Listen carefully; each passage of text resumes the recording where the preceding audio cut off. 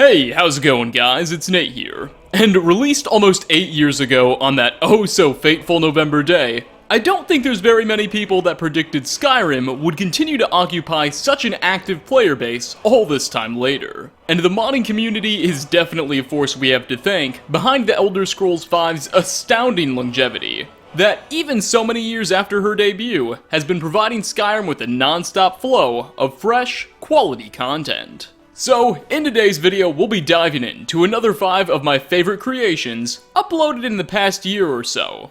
Ish.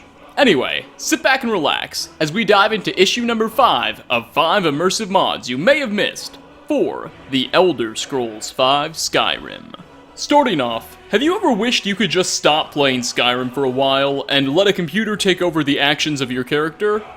Well, I can't necessarily say that I have either. But no matter, SkyTrek, Skyrim on Autopilot by Physics Fish has got this hypothetical desire covered. Through the use of a number of new menus, AI packages, and hotkeys, when installed, SkyTrek allows for automated play of The Elder Scrolls V. At least, sort of. With the mod, the player can set destination locations for their character, and allow the AI to take over and get you there.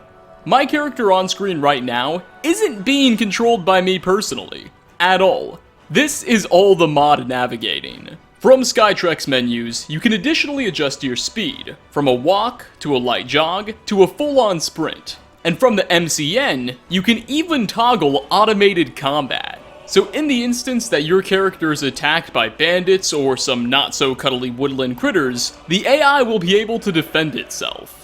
Now, the computer is no Sirio Pharrell, and by no stretch of the imagination is it exactly good at fighting, but it will do its best. Additionally, you can adjust the AI's combat preferences to determine whether it'll fight as a warrior or mage, and even what exact equipment and spells it should employ. Furthermore, if you don't have anywhere in particular you want to be, but still want your Dragonborn to be controlled by the AI, the mod offers a setting called Life, which acts as an idling mode, wherein the computer will take over your character and make it behave as an NPC with a schedule, using public areas, animations, and interacting with its local environment, without straying too far away from its original point. Now, Physics Fish makes it clear, while SkyTrek will take you around Skyrim to any of your preferred destinations, or just let you become an NPC for a little while, it's not going to suddenly start completing quests and saving the world. That would probably require a bit more development time. Really, something like this is most valuable to people hoping to create videos, machinimas, or just want to AFK without using a pause button. Currently, at the time of me uploading this video, SkyTrek Skyrim on Autopilot is only available on both Skyrim versions on PC. However, the developer has signaled that he plans on releasing a somewhat scaled down Xbox One port sometime in the future, stating it's absolutely possible, just will take some time. Next on our list, we have The People of Skyrim 2 by Nesbit. Released in April, The People of Skyrim 2 is a sort of sequel/super update to one of Skyrim's most popular mods, The People of Skyrim. At its core, both of these projects are effectively a gigantic Elder Scrolls V world overhaul, meant to reinvigorate one's desire to explore, adding a variety of new locations, settlements, and dungeons to Skyrim, as well as modifying and expanding upon some existing ones, and populating many of these new settings with completely new characters. The mods make a point of staying true to the game's lore, and much of its new content emphasizes showcasing the struggles Skyrim is currently experiencing. Being divided by a civil war and threatened with a quite literal apocalypse, as you could imagine, would lead any land to being the home of some pretty grim scenes. In other respects, the mod expands upon most of Skyrim's settlements to increase their size.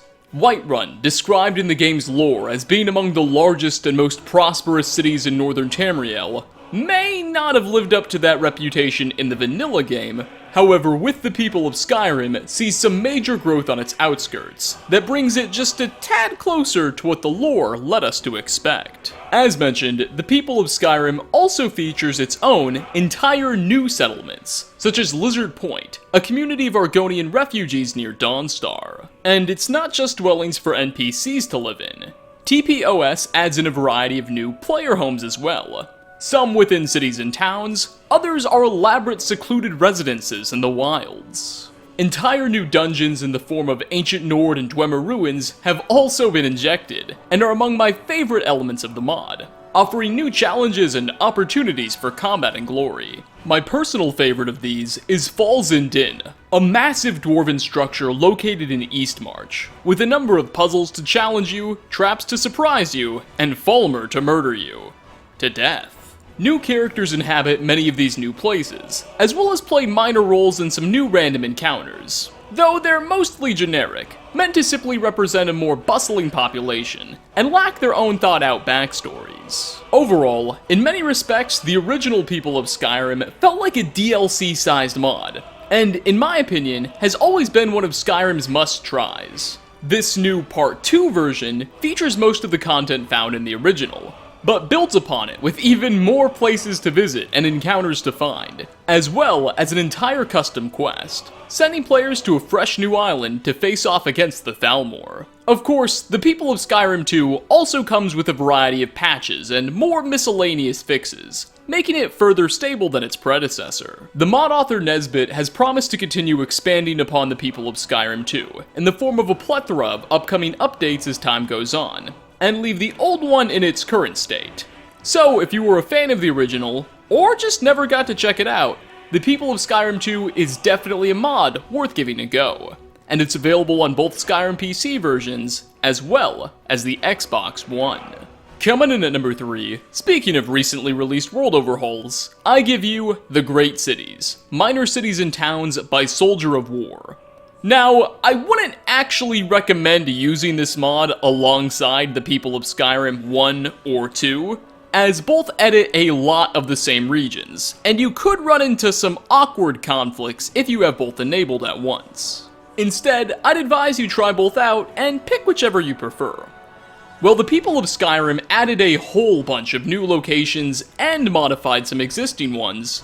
The Great Cities instead centers its focus exclusively around overhauling the game's minor towns and villages. Specifically, the 4 non-walled hold capitals, plus Rorikstead and Dragonsbridge, enhancing 6 settlements in total. In the vanilla game, many of these areas appear incredibly underdeveloped compared to their reputation in the game's lore and their important political positions. Winterhold is said to have at one point been among Skyrim's most booming metropolises prior to the Great Collapse. However, by the time we visit it in the game, there's little evidence of her prosperous past. The Great Cities transforms it into an area that feels more in line with Skyrim's true lore. Dawnstar, the seat of government in the Pale, is supposedly an incredibly important center of northern trade.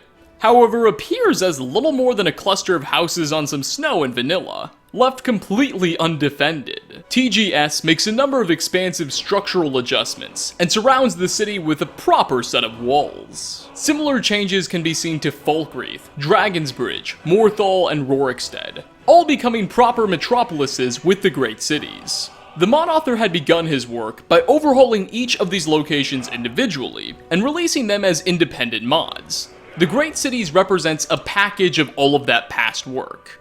But if you're only interested in a couple of enhanced towns, you can just download the individual files. Furthermore, Soldier of War has now begun work on improving the game's Tier 1 cities and hold capitals too. So far, he's only finished with Solitude, but that's now available as a separate mod, and is definitely worth checking out. As a collection, the author's work is incredible, and his mods represent what may be my favorite city overhauls yet. And, thankfully, pretty much all of you should be able to experience them if you so desire, as both the Great Cities Minor and Towns, as well as the Solitude standalone, are available on both Skyrim versions on PC, as well as the Xbox One and PlayStation 4.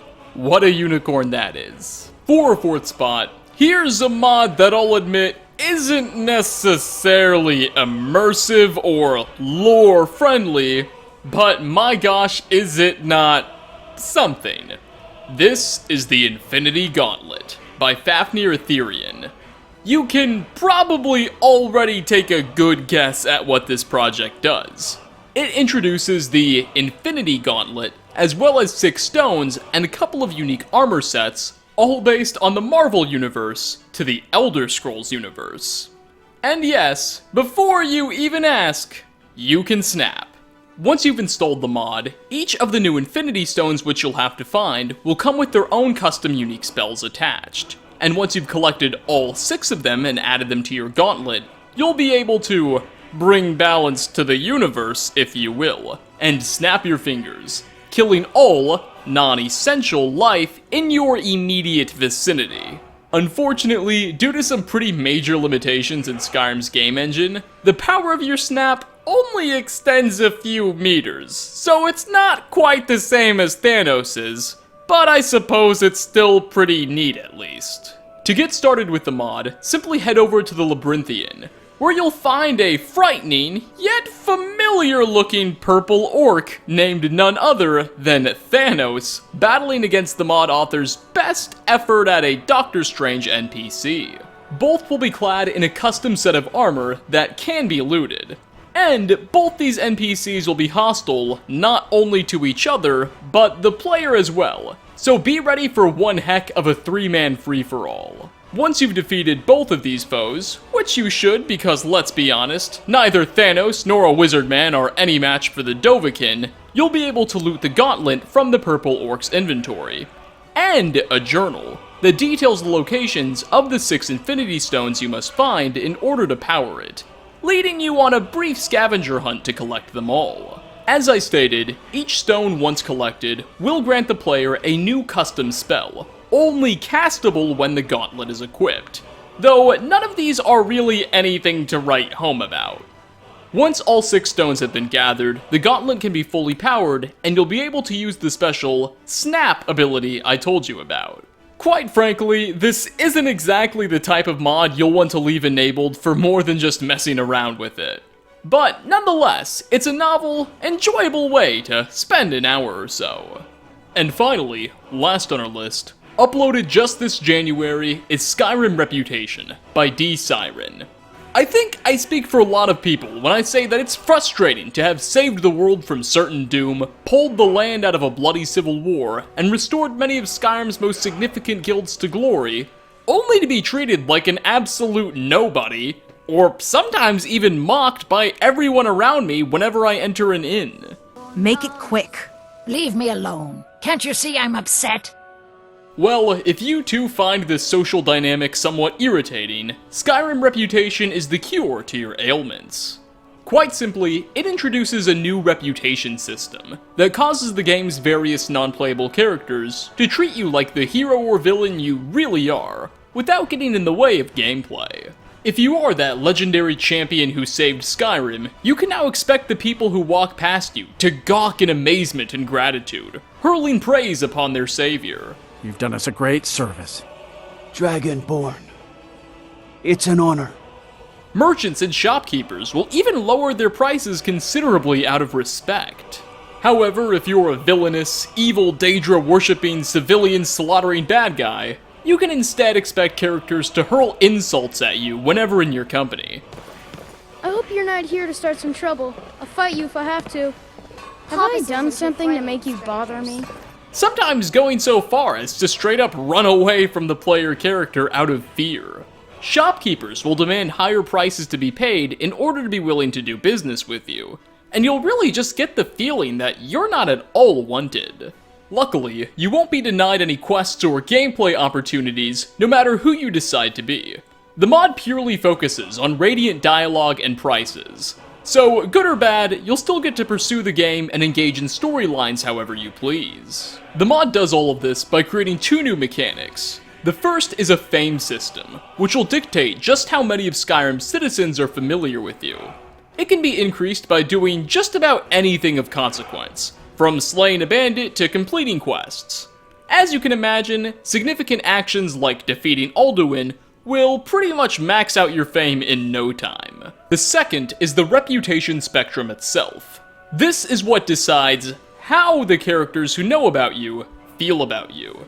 You can be feared, hated, disliked, unknown, liked, admired, or a hero.